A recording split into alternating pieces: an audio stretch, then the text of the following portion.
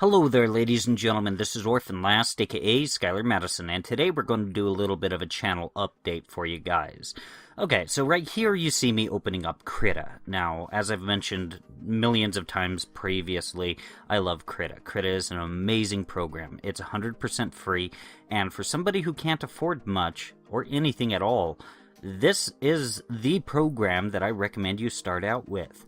Primarily because it follows a whole bunch of different sorts of trends that you'll see inside of a lot of the professional software out there.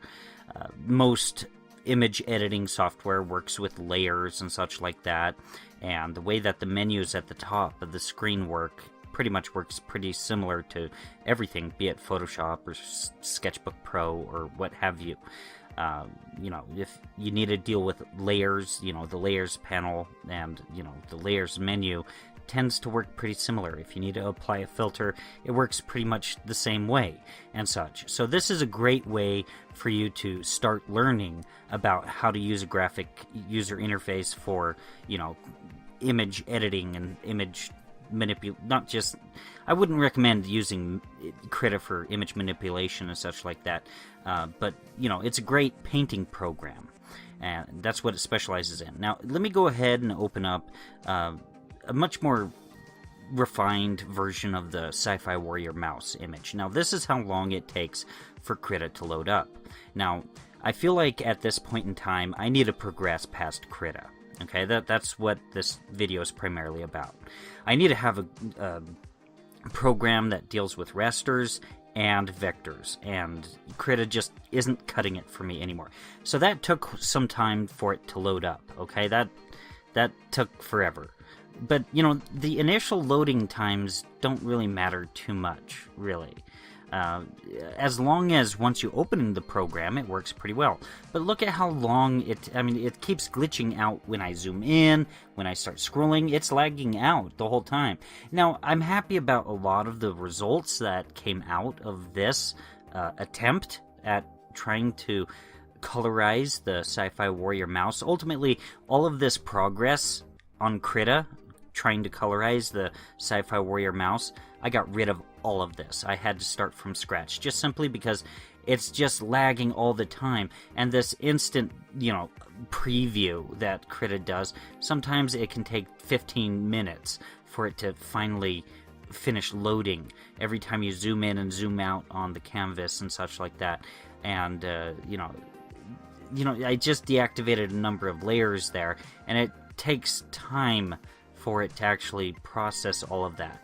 And while it's processing it, even though you see the preview of everything being updated somewhat quickly, that doesn't necessarily mean that you could progress to your next step. You can't press Ctrl-Z to undo, you can't necessarily start drawing your next line or something. You have to wait till the instant preview finally finishes loading. Now let me go ahead and show you a previous version of this Krita file. Now I actually had to have two different Krita files. I had to get the file that I was working with in my last week's Sci-Fi Warrior mouse video for the subscriber drawing request, and convert it into, save it as a PNG, and then you guys just saw what I did with the PNG file. I wound up, making the file a little bit more advanced and stuff like that, trying to colorize it, and even then it was, starting to lag out. But this file right here that I'm trying to load up right now on the screen, this thing takes forever. I tried to get something that would be normally a 10-minute task done, and it wound up taking 3 to 4 hours. It took forever, and that gets really frustrating. Now, if you want to get Krita up to that point to where it winds up bogging down and everything like that, all you need to do is have 15 layers and a few adjustment layers, the equivalent of that, and some, masks and such. Just non-destructive editing. You start using non-destructive editing, and every single thing that you do will take 100 times longer than it needs to. Now, everything that you're going to see on the screen, everything kind of updates somewhat quickly, except for the last task that I do with this file. But, you know, as you continue to use Krita, once the file gets to being somewhat larger, as you continue to use Krita, it just gets slower and slower and slower and slower and slower and slower until it's just like you're going at a crawl. My last video on the subscriber drawing request, Sci-Fi Warrior Mouse videos, you know, the series here, the tail end of it, I had to have at 1,000 times speed, just simply because it was going so slow. And I bet you didn't even notice that I applied gradient maps and a bunch of other different things at the tail end of that video. It's because I was waiting and waiting and waiting and waiting, and then I'd pop up the window for the gradient map, and then, you know, work it as quickly as I could. And look at how long this takes. This is taking forever just to load this up on the screen. Like, basically, once it's at 1,000 times speed, you see a window pop up and disappear real quick, and then, you know, you see me waiting for everything to just load up finally. And so ultimately what shows up on the time lapse when the program gets that slow is you see a lot of nothing except for an occasional change in the image. But ultimately it shows me standing still throughout most of it. The footage for the tail end of that video, the last subscriber drawing request video, it was about 4 hours, it seemed. I don't know. It seemed like it took forever. And I had to reduce the size of it. I had to speed it up to 10 times speed, and then render that little bit of footage, and then speed it up 10 times above that as well. So I believe that's about 1,000 times speed, maybe more. So it went pretty quick on the screen. So anyways, so let's talk about what it is that I'm planning on doing from here. Okay, so ultimately, Krita is great. I love it. I recommend it to everybody and all that good stuff. However, it's time to use something else. And Sketchbook Pro is one of those things that I'm planning on using.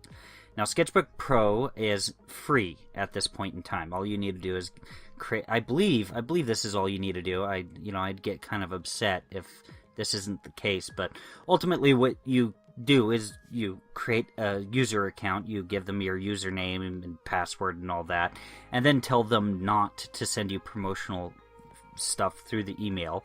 And I believe you can use Sketchbook Pro for free.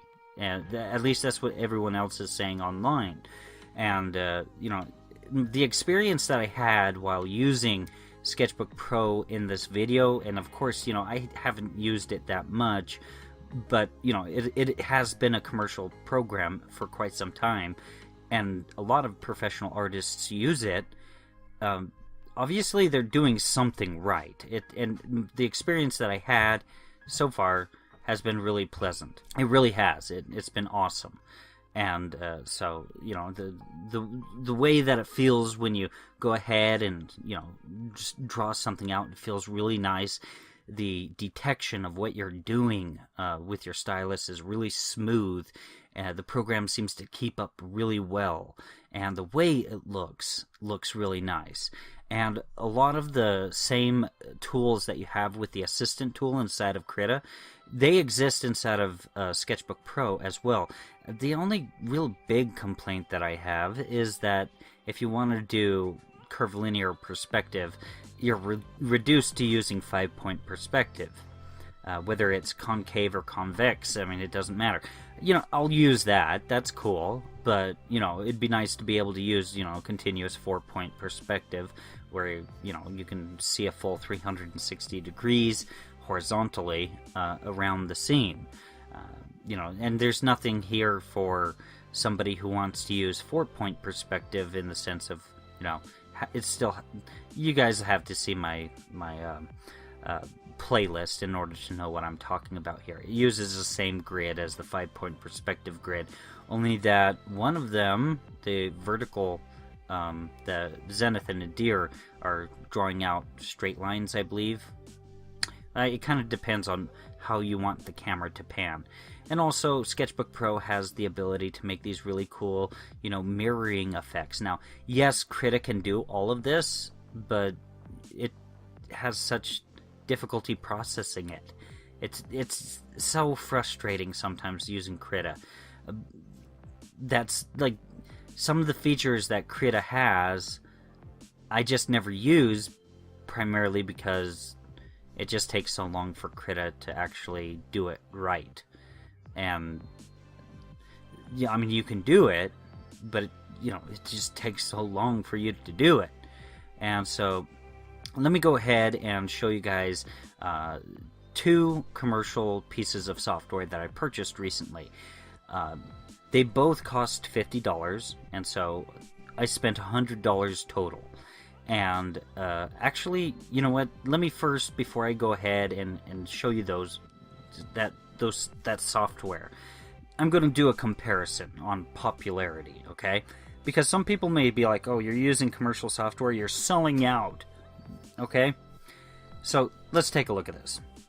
Okay, Krita. Let's take a look at that. Look at the popularity right there. All right, it started out pretty well, I guess. It had a spike mid-year. This is, within the last 360 days of where we are right now, mid-year around that period, there was a spike, and then it kind of lost some of its popularity, kind of flatlined a bit, but it's on an upswing. It's got some popularity. So here I compare it to Sketchbook Pro. It's the red line, and it's not doing so good. Its popularity is kind of down the poop chute, not so hot. So here I go ahead and compare it to Affinity Photo. Now, Affinity Photo is the commercial software that I purchased that's reminiscent of Photoshop. Now, Affinity Photo is very comparable to Photoshop. Now, I am a very competent user with Photoshop. Now, as you can see, the popularity of this program, it starts out very strong near the beginning of the last 360 days, and it kind of tails right. It's basically holding on right to the coattails of Krita, basically, in terms of popularity. But this is web searches. Pretty soon here I'll go into YouTube searches as well. And then Affinity Designer. This is similar to Adobe Illustrator and has a lot of the same features. Same thing with Affinity Photo. And now, Affinity Designer, it's not all too popular either. So now I switched it over to YouTube searches, okay? So Krita starts out extremely strong at the beginning of the year, and then it takes a nosedive and kind of flatlines throughout the whole year. And then, Affinity Photo, which is the yellow on the graph, it starts out pretty strong, not quite as strong as Krita, but you know what? It's pretty much flatlined just about at the same popularity, maybe a little bit below the same popularity, but kind of around the same region as the same popularity as Krita. Now, everything about Affinity Photo and Affinity Designer, these two programs seem to consistently get the same sort of, rating in terms of people's reviews. Every review that I've seen about Affinity Photo and Affinity Designer, they get very, very, very positive reviews. Now, there are a lot of graphic designers and such that say, yes, it's an amazing program. They talk it up throughout the entire video, and then they say, but I'm not going to stop using Photoshop. Now, some of the reason for that is because, they're used to a specific workflow and they don't want to switch. And also because they've already invested a whole bunch. Now, in my experience, you get somebody that's invested a bunch of money into a failing investment, such as, South Park, I think it's Stan's dad. He buys Blockbuster, but since he spent so much money, he won't admit that it's a complete and total failure and he made a big mistake. And, of course, Photoshop's not quite at that point. It's not quite comparable to something like the failure of Hollywood Video or blockbuster. But even still, people, once you invest money into something, especially for a period of time, it's difficult for people to let it go. Otherwise, if you invest money in a failing business venture, you could try to tell somebody, hey, you need to stop investing in this, but they won't stop because, they've already spent that money. Also, the same sort of mindset somewhat comes into things like micro purchases for stupid mobile games. They convince themselves that it was a good buy because, hey, only an idiot would spend money on something that they didn't actually need. But here you see me kind of using Affinity Photo. I don't do anything too amazing with it, but you can see that the graphic user interface is really good. You can kind of see me playing around with the brush settings a little bit, and you see me doodle a little bit with it. There are, I've already played around with this program, and to tell you the truth, with my experience with Photoshop, this makes me want to teach people how to do photo composites. And as soon as I actually get used to this program a little bit more, which I feel I'll get used to it very quickly, I'm going to really enjoy showing you guys how to do photo composites. It shouldn't take too long for me to learn the ins and outs of this program. There are features that are in Photoshop that aren't necessarily inside of this program yet. However, there are some features that this does where its infrastructure, its design, and layout of using the same features that are currently inside of Photoshop are actually implemented better inside of Affinity Photo. I can safely say that. The Warp tool is like a completely different workspace. It's like almost a sub-program inside of this, Affinity Photo. When you transform something and press Control on one of the control points on Photoshop in order to transform something into perspective, instead of Affinity Photo, they have an entire tool devoted to perspective distortion. And, you can pinpoint the corner of a building and move the corner of the building and kind of have the building look like it's rotating a little bit. That's awesome. Now, what's on the screen right now is Affinity Designer. Now, working with vectors is actually not my strong suit. I know a little bit about, Adobe Illustrator, but by the time that I started to kind of learn it a little bit, I lost my I lost my affinity, not my affinity. I lost my Photoshop. I lost my Adobe suite that I had, and I only had it for a short period of time. And so there's just no reason for me to spend that money again. And there's no way I'm going to go with a subscription. And so that's another good thing about Affinity. There's no subscription. No subscription. No subscription. You just purchase it outright. Affinity Photo, $50. Affinity Designer, $50. That's it. That's all you spend. And it's not just a product, it's also a service. They will continually update it. You will get new features and such like that. So this is a screaming deal. And you can see me, I don't really know too much about this program. I don't know very much about vector manipulation and such like that. But you see me within a short period of time make a semi, complex object, and you see me, subtract it from another object, and which makes it a little bit more advanced. And I do this within a short period of time. It's just like something that a novice can do, and within a short period of time. So this software is better than a lot of the other software out there. So I would recommend it. So my biggest fear with purchasing Affinity Photo and Affinity Designer has been that, okay, well, Orphanlast, I guess you're selling out. Getting that sort of remark from people.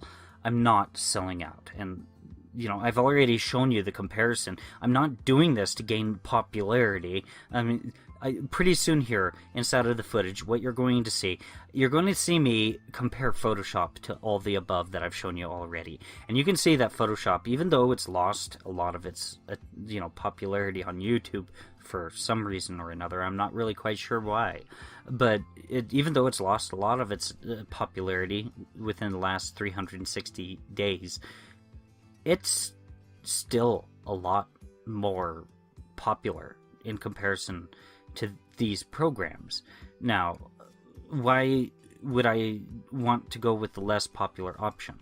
Because it's not expensive. Because it's not ridiculous. It's not some stupid subscription.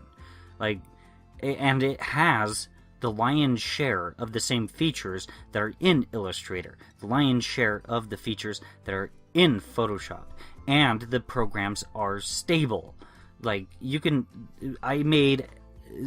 worked on the Sci-Fi Warrior mouse image this week, and to be honest, it was a wonderful experience. I felt like I was working with Photoshop, even though the interface was something that I struggled with a little bit. Once I learned what it was that I was doing wrong, or didn't, it just kind of, went a roundabout way of figuring it out. Everything came out very pleasant. Everything came out very professional and everything. And so, I have to be able to recommend this. I have to. One of the main things that I have been going after with my channel has been this. Now, although the audience that I've wound up attracting has been ages 25 to 30, I have no idea why that's the case. Because my main goal has been aimed and zeroed in on kids that have been in the same situation that I was as a kid. Okay, I try to picture me if I was born somewhat recently, let's say 12, 10 years old, something along those lines. I try to picture the hypothetical millennial me, born fairly recently, in the exact same situation as I was when I grew up in all reality, with the parents that I had when I grew up in all reality. We couldn't afford much. Okay, when I was a kid, if I wanted art tools, most of the time my parents would just say, hey, just get a pencil and paper. You don't need anything more than that. Now, nowadays, if you want to be an established artist, or if you want to actually, get anywhere in the art industry, most of the time you need to have more than a pencil and paper. You need to know how to use the more professional software out there. And Affinity Photo and Affinity Designer can open PSD files, Photoshop files, and they can save PSD files as well. And they open them very well, even. True story. So anyways, if I wanted money as a kid, what I needed to do was I needed to go door to door, wheeling around, a series of tools like gardening equipment, like a rake, a hoe, and wheel around a lawnmower and go to door and say, hey, do you want me to do gardening for you? And it didn't pay very well at all, and most of the time the work wasn't consistent. But if I worked hard enough, I could eventually get a graphics tablet. I could get $30 to $40 and pay for the cheapest graphics tablet out there, which isn't very good, but it's serviceable. And, I could buy the cheapest graphics tablet. And then at that point, I would hope that there would be somebody like Orphanlast out there who could tell me a free program that could make something like what you see on the screen right now. You see what... This is what I've been aiming after. But then, there might come a point where I, as the hypothetical millennial me, I might want to know what other program out there. Maybe I've been saving my money and I have $100 and I want to buy something that will do something like Photoshop, but I can't afford Photoshop. Because, $20 a month, at least for me, while growing up, it just wasn't possible. So, $50, one-time payment, $50, you got Adobe Photo. A one-time payment, $50, you have you have Affinity Designer. Affinity Photo and Affinity Designer. And boom, yeah, you got it. You got something awesome. Something that is, 80% as good as Adobe products. And the cool thing about Adobe, and not Adobe, why is Adobe on my brain? the cool thing about Affinity is that while Adobe has abandoned the mobile market, Affinity has right now a really good, Affinity photo application. So, like, just think about that. Adobe needs to be careful because while it's not in the mobile market, all the kids are using Affinity on their parents' graphics tablet. They're growing up using Affinity, and then they're going to be using it on their computer. And if Adobe's not careful, Affinity might just catch up, because all the kids are using it, and kids are going to use what they're familiar with, the same way as how Photoshop got where it is. All the kids used what they were using, Photoshop. They were using that. And, so my channel has been focused towards the kids that don't have much money, and the kids that actually are honest and don't want to break the law. And what I mean by that is, like, BitTorrenting. BitTorrenting is the stupidest thing out there. Like, it's so counterproductive because, like, first of all, you can't afford the program. So why not look for an alternative and support the alternative? But no, you BitTorrent this program that you can't possibly, afford, and then you learn how to use it, and then you promote it, rather than, rendering your support towards some other piece of software that's more affordable so that it can actually compete. It completely destroys the entire free market idea that happens to be the big thing about America. Like, instead, we wind up with monopolies because of BitTorrenting.